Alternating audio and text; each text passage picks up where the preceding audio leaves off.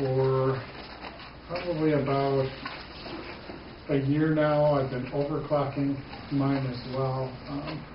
Where I added CPU settings in where you can actually adjust the CPU frequency. I run my Android typically at about 1.2 gigahertz.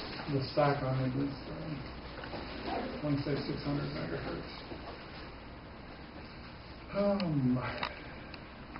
So let's talk a little bit. At the heart of Android, just like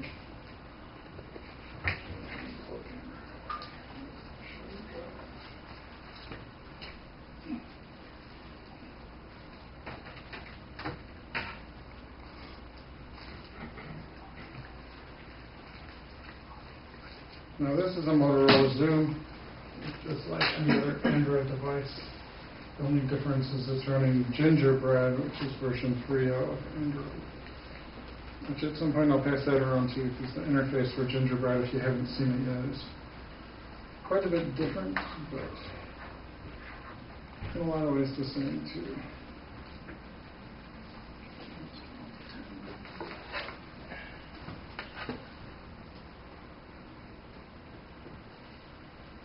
If you haven't downloaded the software developer kit from Google, if you Google Android SDK, I'll give you the link and you can download the software developer kit.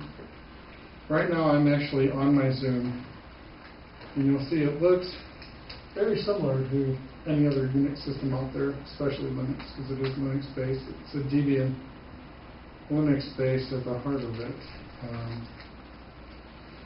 But you'll see you've got a NID, proc, SBIN, bin, a lot of your familiar stuff out there. If you've ever been curious, you can actually, by typing in logcat,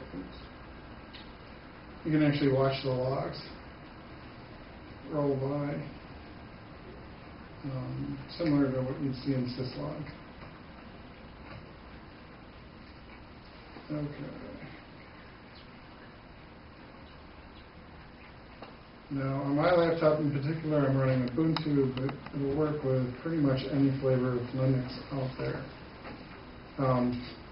You can actually do a GET clone of the Android repositories.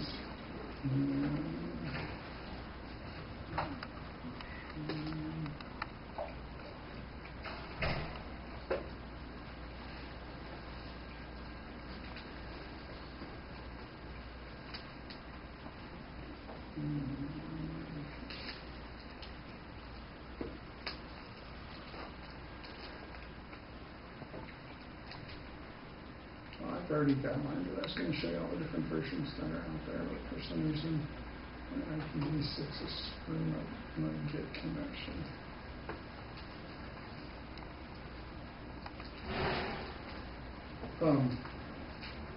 Standard Linux kernel. This one particular for Android, the one that I have on here particularly now is very clear.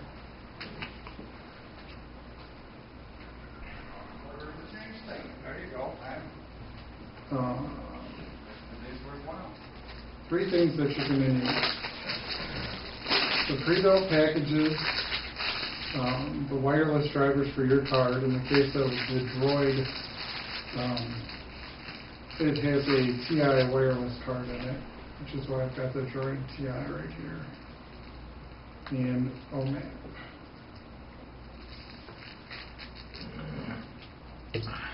What does OMAP mean? What it stands for? I don't know. I've never ever actually even asked that. I know what they keep in OMAP is typically the majority of your hardware drivers.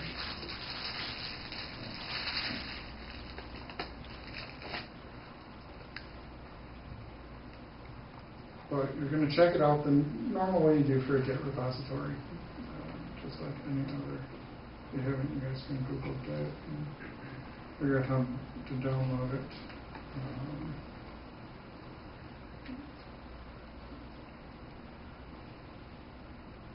Comes with a whole bunch of default configs as well.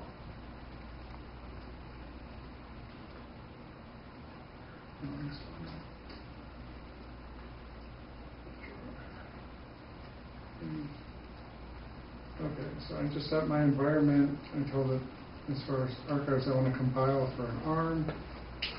And I'm telling it to use the cross compiler that comes with the Android kernel. So now I've written a config file, which is what it looks like just any other Linux. In fact, you can see it shows the Linux kernel version in there. This particular one is 2629. And you can set up anything in here, really, that you can set up in any Linux kernel.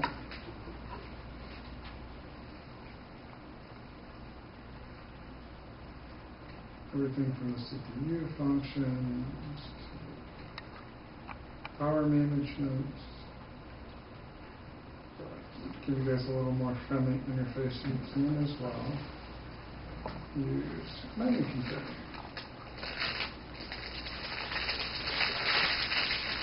So from in here, today I wanted to add a handy-dandy feature of those of you who like to use your phone to actually be able to wirelessly tether to it. But your carrier by default has blocked that. You can actually go into networking support and you can enable IP tunneling and IP firewall, not filter IP tables. So in this case, I'm going to do net filter. Let's see what else.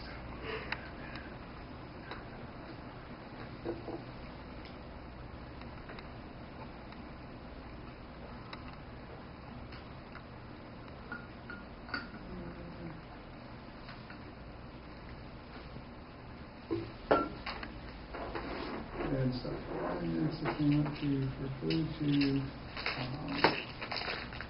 Typically, I add a lot of stuff for USB as well, because like with my Zoom, for example, I can support everything from USB keyboards and mice to external USB hard drives. Comes in really handy. Another nice common thing to add is ext3 file system support. In 4, you can add in, like I said, pretty much anything. You can do in Unix, you can do, if you want to do auto mount, you can do auto mount, you can add fuse. So you can read DOS, SAT, or NT file systems, what kind of partition types. There's all sorts of different kernel hacks out for it. But let's give you a real world example. So I have my net folder there.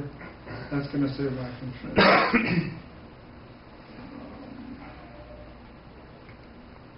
Now I'm going to give it a little bit more. So you want to overclock it. Now, overclocking the Droid, in particular, has the board that drives the phone is a Shoals board. It's basically your whole processing unit. So I'm going to go in there and show you how to modify that.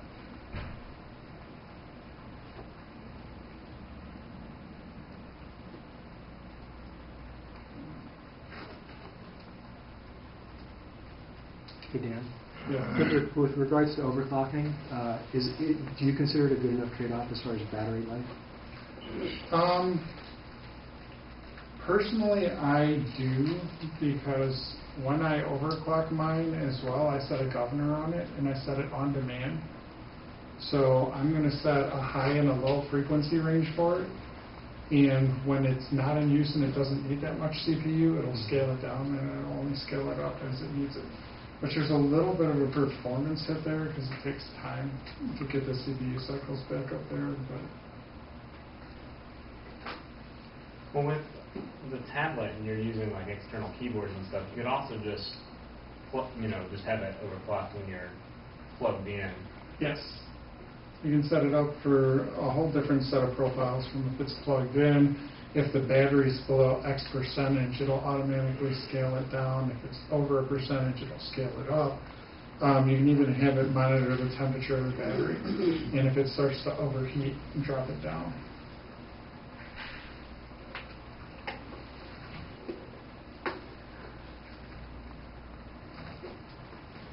Okay. Anywhere I want to be for the Shoals board, which is on that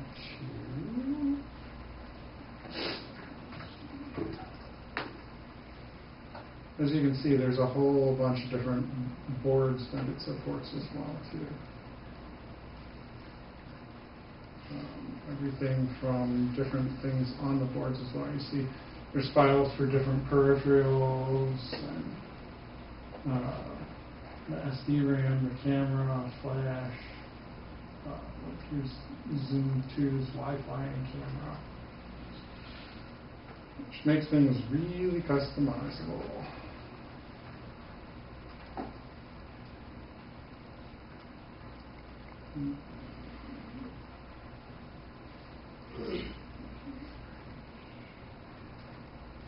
Okay, like here's my default.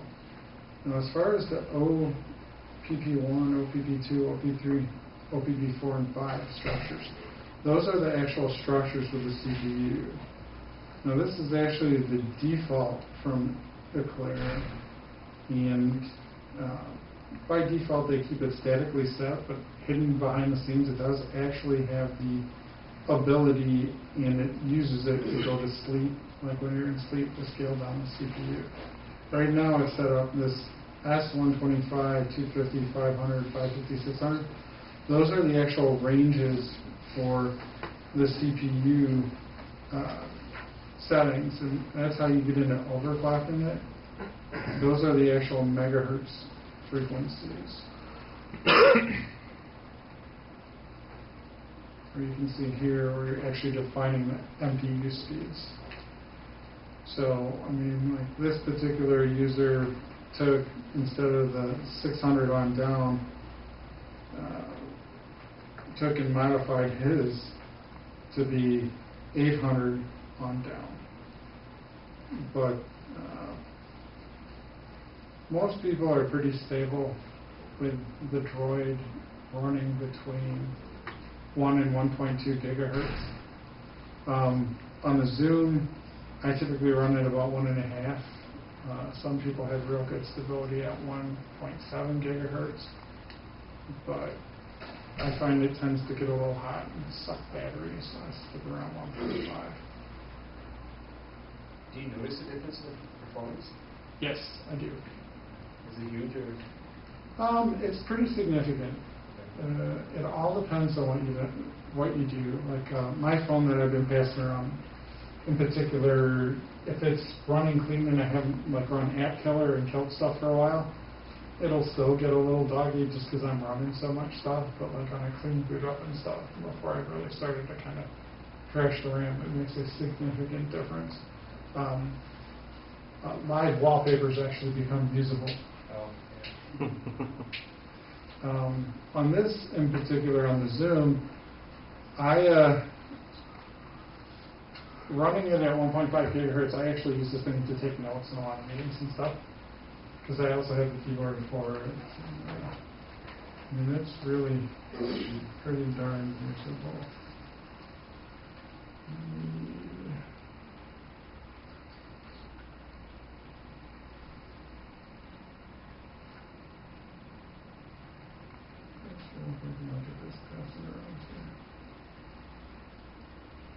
Right now, my Zoom is a little bit on the bare side. Like I said, last night at 10 o'clock, there's a 3.2 for the Zoom came up. And I, of course, had to have it right away. So. Add some profiles really quick. We'll do, as long as the battery's above 50%, we'll run it on control.